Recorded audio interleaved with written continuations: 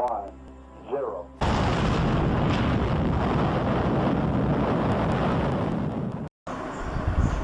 اعوذ باللہ من الشیطان الرجیم بسم اللہ الرحمن الرحیم السلام علیکم ورحمۃ اللہ وبرکاتہ۔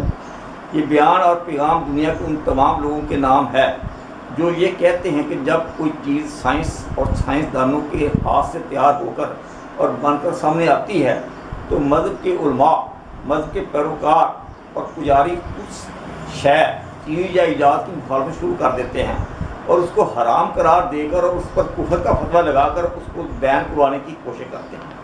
لیکن آہستہ آہستہ جب وہ چیز، شے یا ایجاد عوام کی ضرورت بن جاتی ہے اور اس چیز، شے یا ایجاد کا استعمال عمومیت اختیار کر جاتا ہے، حتیٰ کہ خود علماء حضرات اس کو استعمال کرنا شروع کر دیتے ہیں، تو پھر مذہبی علماء آہستہ آہستہ یہ کہنا شروع کر دیتے ہیں کہ لو دیکھو اس چیز یا ایجاد کا تو اللہ تعالیٰ نے قرآن میں 1400 سال پہلے ہی ذکر کر دیا تھا۔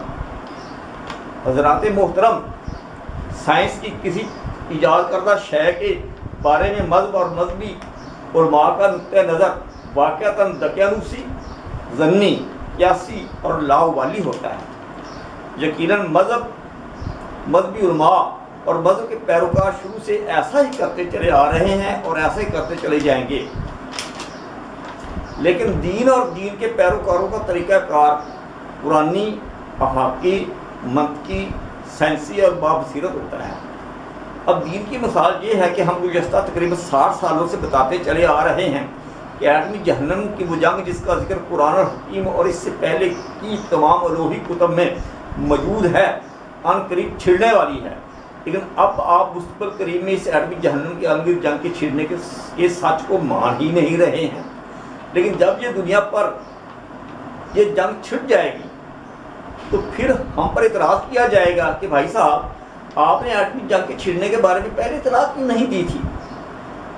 ہم آپ کو ایٹمی جہنم کے چھڑنے کی اطلاع دے تو رہے ہیں، ہم آپ کو کیسے اطلاع دیں؟ وَمَا عَلَيْنَا إِلَّا الْبَلَاغُ الْمُبِينُ۔